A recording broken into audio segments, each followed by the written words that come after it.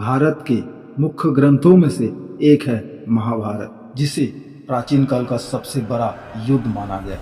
और अब ये एक ऐतिहासिक गाथा है जिसमें युद्ध, राजनीति, नैतिक और धर्म के तत्व शामिल हैं। इस युद्ध में उस समय के सबसे शक्तिशाली योद्धाओं ने भाग लिया।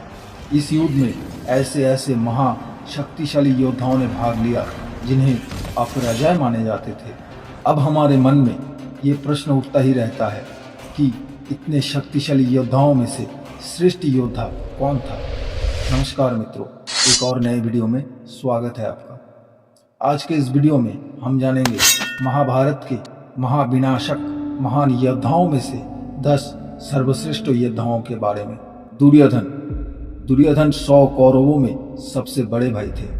गांधारी और धृतराष्ट्र के पुत्र थे और ये एक महान योद्धा भी कहलाते हैं। गदा चलाने में दुर्योधन माहिर थे और उस समय वो गदा चलाने में विश्व के सर्वश्रेष्ठ योद्धाओं में से एक थे।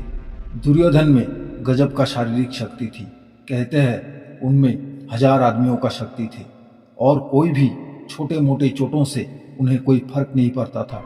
दुर्योधन अस्त्र शस्त्र का शिक्षा उनके गुरु द्रोणाचार्य और कृपाचार्य से ली थी और गदा चलाने की शिक्षा स्वयं शेषनाग के अवतार बलराम जी से ली थी। कहते हैं उस समय के शासकों में दुर्योधन सबसे क्रूर थे और महाभारत के युद्ध होने की सबसे बड़ा कारण भी वही थे। भीम पंच पांडवों में युधिष्ठिर के बाद आते हैं। ये कुंती और पवनदेव के पुत्र थे। उन्हें भी पवनदेव जितना ही बलवान माना जाता था।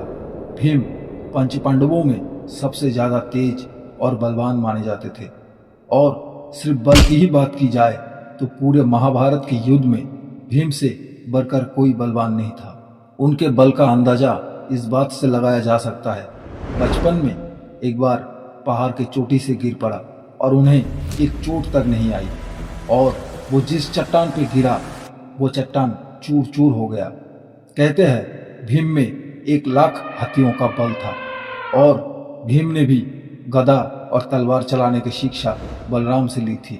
अभिमन्यु महान योद्धा, विश्व के सर्वश्रेष्ठ धनुर्धर अर्जुन और यादव कुल के राजकुमारी सुभद्रा के पुत्र थे। अभिमन्यु अपना बचपन द्वारिका में भगवान श्री कृष्ण के आश्रम में बिताया। उन्होंने रणनीति अपने पिता अर्जुन, श्री कृष्ण, बलराम और श्री कृष्ण के पुत्र पद्युमन से सीखी। श्री कृष्ण और बलराम उनके मामा थे। अभिमन्यु में युद्ध कला सीखने की असीम क्षमता थी। उन्होंने अपने माँ सुभद्रा के पेट में रहते ही युद्ध कलाओं का ज्ञान लेना शुरू कर दिया था। कहते हैं अर्जुन जब सुभद्रा को रणनीति के बारे में बताते थे तो अभिमन्यु सुभद्रा के पेट में ही सब सुनते और सीख जाते थे। एक बार अर्जुन सुभद्रा को चक्रव्यूह के बारे में बताते हैं, जिसे पूरा होने से पहले ही सुभद्रा सो गई और इसीलिए अभिमन्यु को चक्रव्यूह के बारे में आधा ही पता था। युद्ध के समय वो चक्रव्यूह के अंदर तो चले गए परंतु बाहर नहीं निकल पाए और वहां जयद्रथ, दुर्योधन, दुशासन, कर्ण, द्रोणाचार्य, कृपाचार्य बड़े से बड़े योद्धाओं ने एक साथ मिलकर अभिमन्यु को मारा और उस समय उनका आयु केवल 16 वर्ष था। अभिमन्यु महाभारत काल के सर्वश्रेष्ठ योद्धाओं में से एक है तथा सबसे कम आयु के सर्वश्रेष्ठ योद्धा है। अभिमन्यु को दंड युद्ध में हराना असंभव माना जाता था। घटोत्कच भीम और राक्षसनी हिडिंबा के पुत्र थे। उनके माता पिता 2 अलग कुल के होने के कारण उनमें दोनों कुलों की शक्तियां थी। उनके माता राक्षस कुल के होने की वजह से उनमें राक्षसों का शक्ति भी थे और उनके पिता क्षत्रिय होने की वजह से उनके बल और बुद्धि क्षत्रिय जैसा था। घटोत्कच बहुत ही शक्तिशाली और चमत्कारी योद्धा थे। वो इतने बलशाली थे कि कौरव सेनाओं को अपने पैरों तले ही कुचल देते थे। घटोत्कच ने अपने पराक्रम से कौरव सेना का जमकर विनाश किया। मायावी घटोत्कच ने अपने बल और चमत्कार से कौरवों के नाश कर रहा था। युद्ध के प्रत्येक दिन वो कौरवों के संहार करते थे। एक दिन घटोत्कच के रुद्र रूप से परेशान होकर दुर्योधन ने उसे मारने का निश्चय किया। दुर्योधन के कहने पर कर्ण ने इंद्र से मिले अमोघ अस्त्रों के प्रयोग करके घटोत्कच को मार गिराया। अश्वत्थामा पांडवों और कौरवों के गुरु द्रोणाचार्य और कृति के पुत्र थे और कौरवों के श्रेष्ठ योद्धाओं में से एक थे। कुरुक्षेत्र युद्ध के अंतिम दिन अश्वत्थामा को सेनापति बनाया गया था। कहते हैं अश्वत्थामा महादेव के अवतार थे। द्रोणाचार्य और उनके पत्नी कृपि तपस्या के लिए हिमालय गए थे। उनके तप से प्रसन्न होकर शिव जी ने उन्हें पुत्र प्राप्ति का वरदान दिया। फिर कृपि ने जो तेजस्वी पुत्र का जन्म दिया, उसी का नाम अश्वत्थामा है। महादेव की वरदान के वजह से उनके जन्म के समय से ही उनके माथे पे एक मणि थी। उस मणि की वजह से उन्हें भूख प्यास नहीं लगते थे। और ये भी कहते हैं मनुष्यों के नीचे की जितने भी जानवर पक्षी जो भी होते थे उनको वो अपने वश में कर सकते थे। अपने पिता द्रोणाचार्य के जैसे ही अस्त्र शस्त्र चलाने में निपुण थे। उनके पास भी कई दैवास्त्र थे। जब घटोत्कच के नेतृत्व में राक्षसों की सेनाओं ने कौरवों पर आक्रमण किया तब सभी कौरव भाग रहे थे, मगर अश्वत्थामा अकेले वहां खड़ा रहा और घटोत्कच के पुत्र अंजनपर्वा को मार गिराया। अश्वत्थामा ने घटोत्कच को भी घायल कर दिया। माना जाता है कि ये महाभारत काल का एक ऐसा किरदार है जो आज भी जीवित है। द्रोणाचार्य ऋषि भरद्वाज तथा घृताची नामक अप्सरा के पुत्र थे। ये संसार के श्रेष्ठ धनुर्धर थे। द्रोण अपने पिता भरद्वाज मुनि के आश्रम में ही रहते हुए चारों वेदों तथा अस्त्र शस्त्रों के ज्ञान में पारंगत हो गए थे। द्रोण अश्वत्थामा के पिता तथा पांडवों और कौरवों के गुरु थे। भीष्म पितामह के सरसैया पर लेटने के बाद 10वें दिन कौरवों के ओर से गुरु द्रोणाचार्य को सेनापति बनाया गया था। गुरु द्रोण की संहारक शक्ति और उनके पुत्र अश्वत्थामा का रौद्र रूप देखकर पांडव भयभीत हो गए थे। ऐसी स्थिति देखने के बाद श्री कृष्ण के कहने पर पांडवों ने छल का सहारा लिया। युद्ध क्षेत्र में खबर फैलाया कि अश्वत्थामा मारा गया। अपने पुत्र की मृत्यु का समाचार सुनने के बाद द्रोणाचार्य ने अस्त्र त्याग दिए और रणभूमि में ही शोक में डूब गए। इस मौके का लाभ उठाकर द्रौपदी के भाई धृष्टद्युम्न ने निहत्थे द्रोणाचार्य का सिर काट डाला। अर्जुन महाभारत के मुख्य पात्र है। देवराज इंद्र एवं कुंती के पुत्र थे। पांडवों में तीसरे स्थान पर थे। महाराज पांडु इनके आध्यात्मिक पिता थे। कृष्ण और बलराम की बहन सुभद्रा, नागकन्या उलूपी, पांचाल नरेश द्रुपद की पुत्री द्रौपदी और मणिपुर नरेश की पुत्री चित्रंगदा इनकी पत्नियां थी।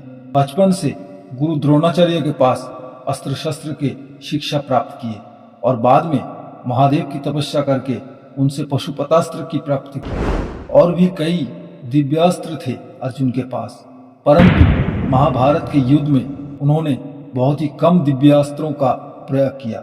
उन्होंने भीष्म पितामह, कर्ण जैसे कौरवों के कई बड़े बड़े योद्धाओं को मार गिराया। स्वयं भगवान नारायण श्री कृष्ण के रूप में उनके सारथी बने थे इस युद्ध में।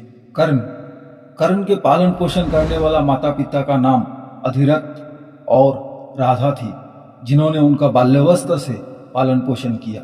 और उनके वास्तविक माँ कुंती थी और पिता सूर्यदेव था। कर्ण पांडवों में सबसे बड़े भाई थे, जिनका जन्म कुंती के अविवाहित काल में ही हो गया था। कर्ण दुर्योधन के परम मित्र थे, जिस मित्रता से उन्हें सम्मान मिला, और वे भी दुर्योधन के अधर्मी होने के बाद भी मरते दम तक दुर्योधन के साथ दिया। कर्ण एक कुशल योद्धा और एक श्रेष्ठ धनुर्धर थे, जिनका शिक्षा गुरु परशुराम से मिला था, जो कि भगवान विष्णु के 6वें अवतार थे। वे कौरवों के ओर से लड़े और द्रोणाचार्य के मृत्यु के बाद कौरवों के सेनापति भी बने। कर्ण के पास भी कई दिव्यास्त्र थे, जैसे आग्नेयास्त्र, पशुपतास्त्र, रुद्रास्त्र, ब्रह्मास्त्र, ब्रह्मशिरास्त्र, ब्रह्मांडास्त्र, भार्गवास्त्र, गरुड़ास्त्र, नागास्त्र और नागपाशास्त्र, और भी कई दिव्यास्त्र। और कर्ण के पास सूर्यदेव का दिया हुआ कवच भी था, जिसके रहते कर्ण को कोई भी मार नहीं सकता था, परंतु धर्म के स्थापना हेतु श्री कृष्ण के कहने पर पांडवों ने कर्ण को भी छलपूर्वक मारा। पहले इंद्रदेव, जो कि अर्जुन के पिता थे, उन्होंने छल से कर्ण का कवच ले लिया और बाद में जब कर्ण के रथ के पहिया कीचड़ में फंस गया और वो निशस्त्र निहत थे, रथ के पहिया को धकेल रहे थे, तब अर्जुन ने श्री कृष्ण के कहने पर अंजलिका अस्त्र का प्रहार करके उनके सर धड़ से अलग कर दिया। भीष्म देवी गंगा और शांतनु के पुत्र थे। भीष्म कौरवों और पांडवों के दादा थे। भीष्म पितामह ने भी अपनी शिक्षा भगवान परशुराम से लिए थे और उन्हें अपनी माँ गंगा से ये वरदान प्राप्त था कि वो जब तक चाहे जीवित रह सकते हैं, उनकी मृत्यु उनकी इच्छा से होगी। वो एक श्रेष्ठ योद्धा थे। कर्ण उन्हें वचन दिया था कि जब तक वे सेनापति है और युद्ध क्षेत्र में स्वस्थ है, तब तक कर्ण युद्ध नहीं करेगा, क्योंकि अगर दोनों एक साथ युद्ध करने लगे तो पांडवों का विनाश एक ही बार में हो जाएगा। भीष्म की रणनीति और उनकी युद्ध क्षमता को देखते हुए भगवान श्री कृष्ण, जो कि इस युद्ध में हथियार ना उठाने की प्रतिश्रुति दिए थे, उन्होंने भी रथ के पहिया उठाकर भीष्म को मारने आए थे। इन्हें भी छल से मारा गया। शिखंडी को युद्ध क्षेत्र में अर्जुन के आगे खड़ा करके, जो ना एक पुरुष और ना ही एक स्त्री, और भीष्म पितामह किसी स्त्री पर अस्त्र नहीं चलाएंगे, इसी बात का फायदा उठाते हुए पांडवों ने तीरों का वर्षा करके भीष्म को सरसैया पर लिटा दिया। श्री कृष्ण, जो स्वयं भगवान विष्णु के 8वें अवतार थे, भगवान श्री कृष्ण महाभारत के युद्ध में सबसे विद्वान और सबसे बलवान योद्धा थे। महाभारत के महायुद्ध से पहले ही श्री कृष्ण ने कह दिया था कि वो महाभारत के महायुद्ध में शस्त्र नहीं उठाएंगे और ना ही युद्ध करेंगे। भगवान श्री कृष्ण के क्षमता इतने थे कि उन्हें शब्दों में बयान नहीं किया जा सकता। उन्होंने अपने रणनीति से ही कौरवों का विनाश कर दिया। भगवान श्री कृष्ण महाभारत में अर्जुन के सारथी बने थे और उन्हें अपना विराट रूप भी दिखाया था और उनसे ये भी कहा कि जब जब इस धरती पर पाप बढ़ेगा, वो विनाश करने हेतु आविर्भाव होंगे। यदा यदा हि धर्मस्य ग्लानिर्भवति भारत अभ्युत्थानम् अधर्मस्य तदात्मानं सृजाम्यहम्। हे भारत, जब जब धर्म का लोप होता है और अधर्म की वृद्धि होती है, तब तब मैं धर्म की स्थापना के लिए स्वयं की रचना करता हूँ।